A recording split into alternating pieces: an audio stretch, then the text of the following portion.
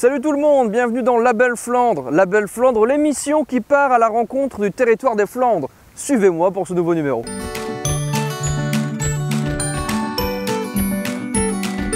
Pour ce premier reportage et ce nouveau La Belle Flandre, on est ici dans le jardin public d'Hazebrouck. Vous voyez derrière moi un moulin, c'est le seul moulin qu'il y a à Hazebrouck. On vous emmène dans une autre ville de Flandre qui possède son moulin, c'est Watt. Watt qui possède son moulin, son abbaye. Eric Vanneville, historien local, vous explique toute son histoire.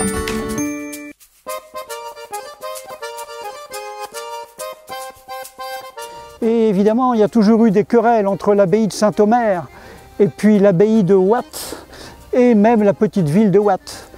À ce point que même les gens de l'abbaye de Saint-Omer ont prétendu faire abattre les ponts que les gens de Watt avaient mis à cette hauteur-ci à peu près, parce qu'avec les ponts, les bateaux s'arrêtaient et les marchands étaient tentés de s'arrêter, d'aller au marché de Watt. Alors il y a eu querelle entre l'abbaye de Saint-Omer et finalement les gens de Watt ont obtenu gain de cause, ils n'ont pas dû abattre le pont, ils l'ont conservé et la ville de Watt s'est développée, abbaye et port compris.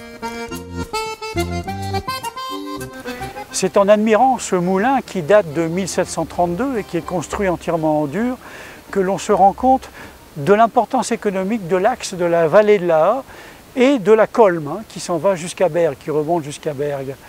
Et dans cette vallée, dans cet ensemble, que ce soit dans le creux ou sur le haut de la montagne, là où la Flandre vient à la rencontre des collines d'Artois, eh bien, le moulin, c'était vraiment le maître mot de l'activité au Moyen-Âge.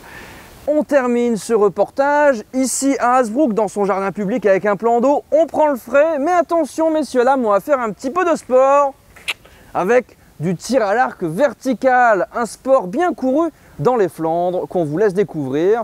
Moi je vous dis à très bientôt en Flandre et sur la Belle Flandre. Au revoir. Donc nous avons décidé il y a 2 ans, lors du congrès des archers, donc, de nous manifester pour justement organiser ces 30e rencontres fédérales ici à Hazebrouck.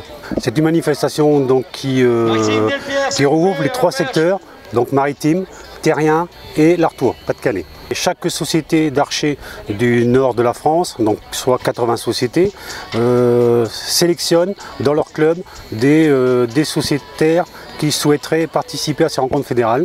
Le samedi ont lieu les rencontres fédérales des jeunes, donc avec des archers qui vont de le plus jeune à environ 5 ans jusqu'à 18 ans. Et donc le lendemain, le dimanche, ont lieu les rencontres fédérales concernant tous les adultes, aussi bien hommes et femmes.